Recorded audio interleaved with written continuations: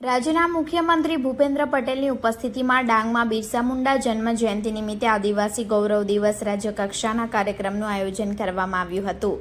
ડાંગના આંગણે ગુજરાતના મુખ્યમંત્રી ભૂપેન્દ્ર પટેલની હાજરીમાં આહવાના પોલીસ પરેડ ગ્રાઉન્ડ ખાતે આદિવાસી ગૌરવ દિવસના રાજ્ય કક્ષાના કાર્યક્રમનું આયોજન કરવામાં આવ્યું હતું.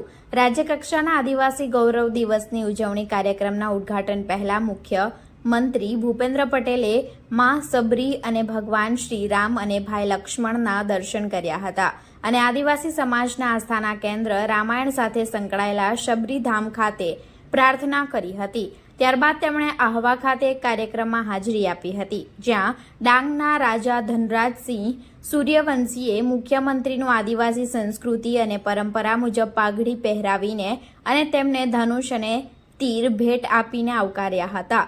મુખ્યમંત્રી આદિવાસી બહુલ ડાંગ જિલ્લામાં ₹102.87 કરોડના 37 વિકાસ કામોનું વર્ચ્યુઅલ લોકાર્પણ કરી ડાંગની જનતાને ભેટ આપી હતી. આ સાથે વિવિધ આદિજાતિ કલ્યાણકારી યોજનાઓના લાભાર્થીઓને વિવિધ યોજનાઓના લાભોનું પણ વિતરણ કરવામાં આવ્યું હતું.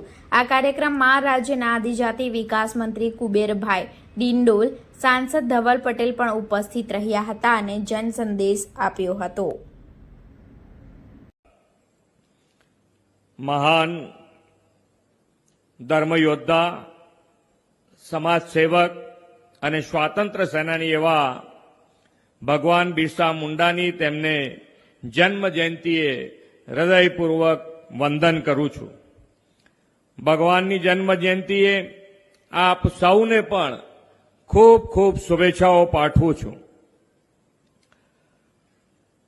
1875માં આજના દિવસે ઉલિહાતુ ખાતે જન્મેલા ભગવાન બિરસા મુંડાએ સ્વાતંત્ર્ય સેનાની તરીકે અંગ્રેજ સરકાર સામે જળ, જમીન અને જંગલની ચળવળ શરૂ કરી.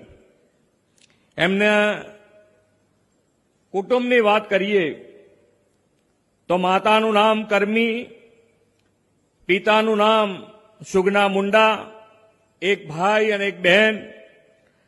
પ્રાથમિક શિક્ષણ ની સાથે સાથે ઈસવીસન 1891માં બદગાંવ ગામના આનંદ પાંડે પાસેથી વેદ, પુરાણ, ઉપનિષદ, રામાયણ, મહાભારત, ગીતા જેવા હિન્દુ ધાર્મિક ગ્રંથોનો અભ્યાસ કર્યો અને ત્યાર પછી 4 વર્ષ આત્મજ્ઞાન માંડની સાધના સાથે ઔષધિનું પણ જ્ઞાન પ્રાપ્ત કર્યું અને ભગવાન બિરસા મુંડા મહાત્મા બિરસા મુંડા તરીકે પણ ઓળખાયા.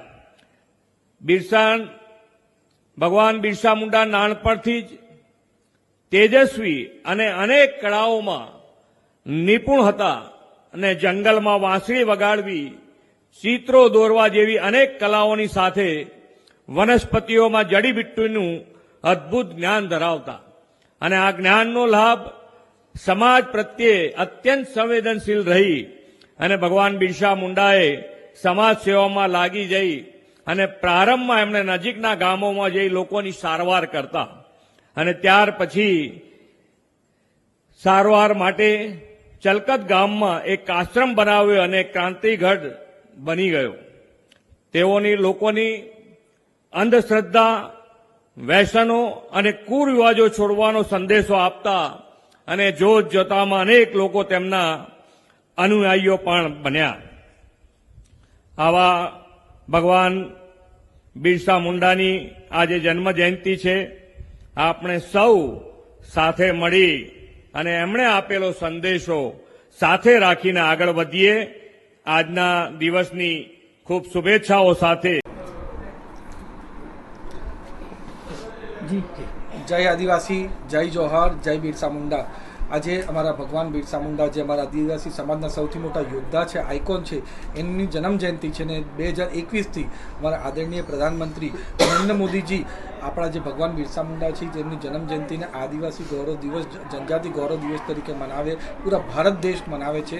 અને આજે જ્યારે એમનો 150મી જન્મ જયંતિનું વર્ષ છે ત્યારે પૂરું વર્ષ આદિવાસી ગૌરવ વર્ષ અને જનજાતિ ગૌરવ વર્ષ તરીકે અમે ડિક્લેર કર્યું છે. અને પૂરા વર્ષ દરમિયાન અલગ અલગ કાર્યક્રમ થવાના છે. એ રીતે આજે પણ પૂરા દેશભરમાં કાર્યક્રમ થાય છે. અમારા પીએમ નરેન્દ્ર મોદી સાહેબે બિહારમાં કાર્યક્રમ કર્યો અને ગુજરાતમાં અમારા રાજ્યકક્ષાનો પ્રોગ્રામ અહીંયા અમારા મુખ્યમંત્રી ભૂપેન્દ્રભાઈ પટેલની અધ્યક્ષતામાં થયો, જ્યાં હજારો કરોડના કામ પૂરા ભારત દેશમાં થઈ રહ્યા છે. એ રીતે ગુજરાતમાં પણ અનેક વિકાસોના કામ થઈ રહ્યા છે. અને આવનારા દિવસોમાં આદિવાસી સમાજનો સર્વાંગી વિકાસ થાય, અમારી જે આદિવાસીની સમાજની સંસ્કૃતિ છે અને કળા છે એને વધુ પ્રોત્સાહન મળે, એના માટે પૂરી અમારી રાજ્ય સરકાર અને કેન્દ્ર સરકાર પ્રયાસ કરશે.